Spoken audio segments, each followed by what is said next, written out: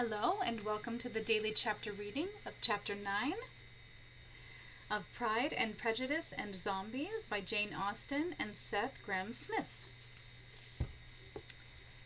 Elizabeth passed the chief of the night in her sister's room, and the morning had the pleasure of being able to send a tolerable answer to the inquiries which she very early received from Mr. Bingley by a housemaid.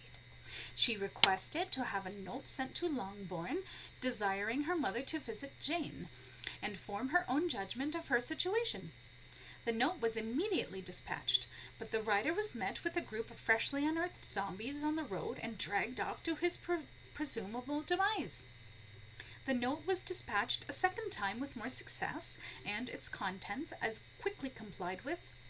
Mrs. Bennet, accompanied by her two youngest daughters and their long bows, reached Netherfield soon after the family breakfast.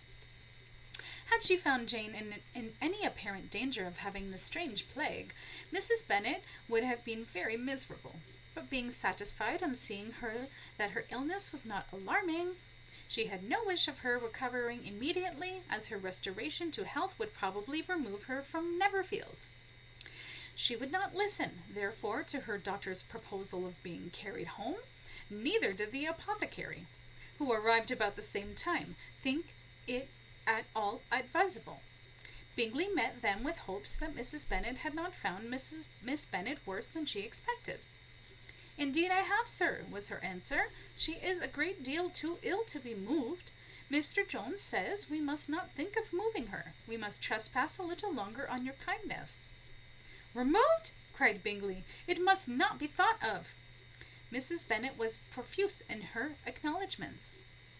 "I am sure," she added, "if it was not for such good friends, I do not know what would become of her, for she is very ill indeed, and suffers a vast deal, though with the greatest patience in the world, no doubt due to her many months under the tutelage of Master Loo."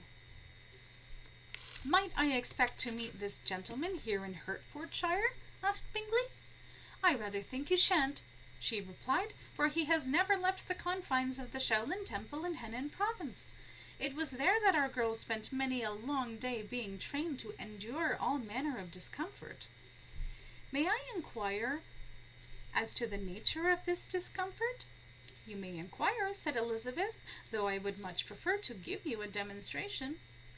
"Lizzie," cried her mother, "remember where you are, and do not run on in the wild manner that you are suffered to do at home." "I hardly knew you to possess such character," said Bingley.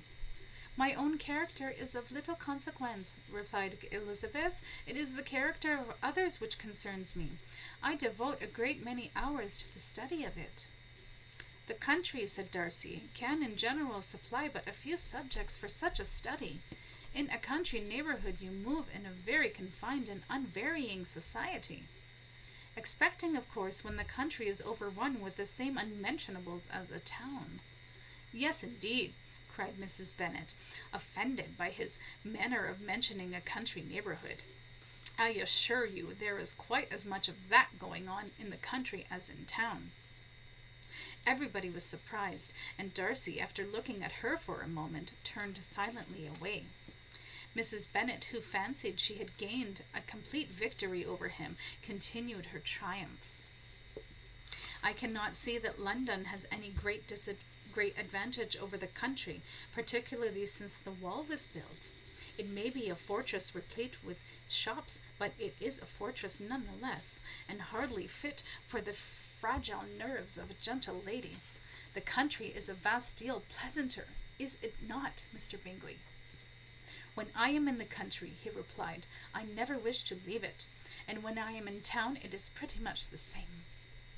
They have each other, their advantages, both in regards to the plague and otherwise. For while asleep more soundly in the safety of town, I find my general disposition much improved by my present surroundings." "Ay, that is because you have the right disposition. But that gentleman," looking at Darcy, "seemed to think the country was nothing at all." "Indeed, mamma, you are mistaken," said Elizabeth, blushing for her mother. "You quite mistook Mr. Darcy. He only meant that there was not such a variety of people to be met with in the country as in the town. with you, which you must acknowledge to be true, just as Mr. Darcy would surely acknowledge that the scarcity of graveyards makes the country altogether more agreeable in times such as these. Certainly, my dear. But as to not meeting with many people in this neighbourhood, I believe there are few neighbourhoods larger.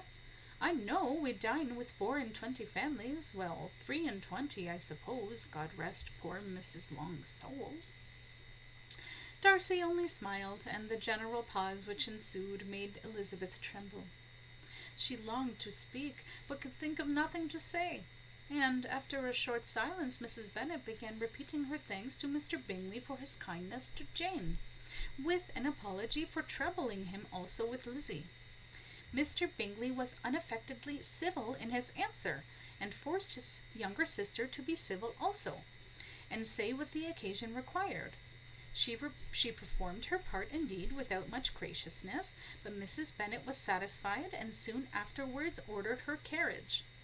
Upon this signal, the youngest of her daughters put herself forward.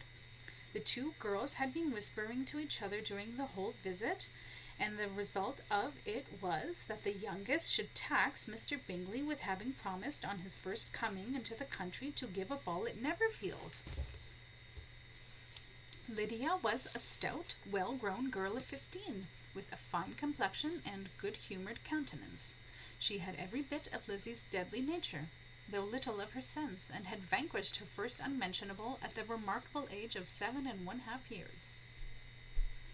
She was very equal, therefore, to address Mr. Bingley on the subject of the ball, and abruptly reminded him of his promise, adding that it would be the most shameful thing in the world if he did not keep it. His answer to this sudden attack was delightful to her mother's ear. I am perfectly ready, I assure you, to keep my engagement, and when your sister is recovered, you shall, if you please, name the very day of the ball. But you would not wish to be dancing when he is ill. Lydia declared herself satisfied. Oh, yes, it would be much better to wait till Jane was well, and by that time most likely Captain Carter would be at Meryton again. And when you have given your ball, she added, I shall insist on their giving one also. I shall tell Colonel Forster it would be quite a shame if he does not. Mrs. Bennet and her daughters then departed, and Elizabeth returned instantly to Jane, leaving her own and her relations' behaviour to the remarks of the two ladies and Mr. Darcy, the latter of whom, however, could not be prevailed on to join in their censure of her, in spite of all Miss Bingley's witticisms on fine eyes.